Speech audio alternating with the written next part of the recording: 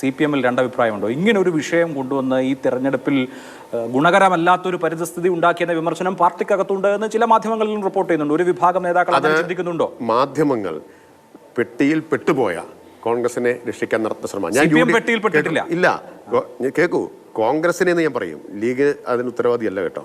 കാരണം ഈ എപ്പിസോഡിലൊന്നും ലീഗില്ല. ശ്രദ്ധിച്ചിട്ടുണ്ടോ? എവിടെയും ലീഗില്ല.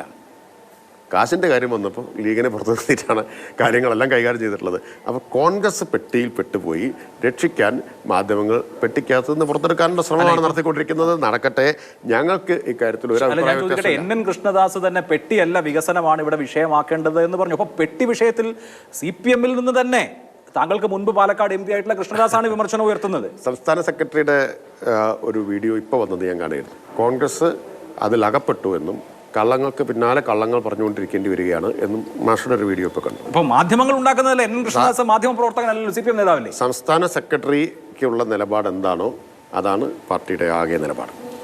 ആ കാര്യത്തിൽ താങ്കൾ നേരിട്ടുള്ളൊരു പരാമർശം നടത്തുന്നില്ല, ഞാൻ എത്ര ചോദിച്ചാലും. അല്ല, ഇനി അതിലും കൂടുതൽ എന്താ പറയേണ്ടത്? ഒരു തെരഞ്ഞെടുപ്പിൽ ഒറ്റക്കെട്ടായി പാലക്കാട് പോലും മുന്നോട്ട് പോകാൻ CPM-ന് പറ്റുന്നില്ലെന്നാണ് ആദ്യം ഒരു മാധ്യമ അതും അടുത്തത് കോൺഗ്രസിനെ രക്ഷിക്കാനുള്ള ശ്രമമാണ്. ഒറ്റക്കെട്ടായി പോകാൻ പറ്റാത്തത് കോൺഗ്രസിനും BJP-ക്കുമാണ്.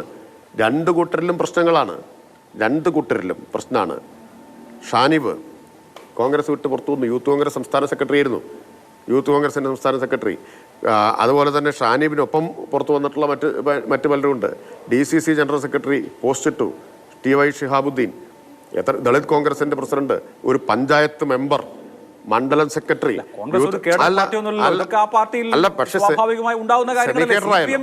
സെമി കേഡറായി എന്നല്ലേ സുധാകരൻ പറയുന്നത്? ഞാൻ പറഞ്ഞു സെമി കേഡറായിട്ട് തന്നെ ഇത്രയും ആളുകൾ അവിടെ നിന്ന് വിട്ടുവരുന്നു.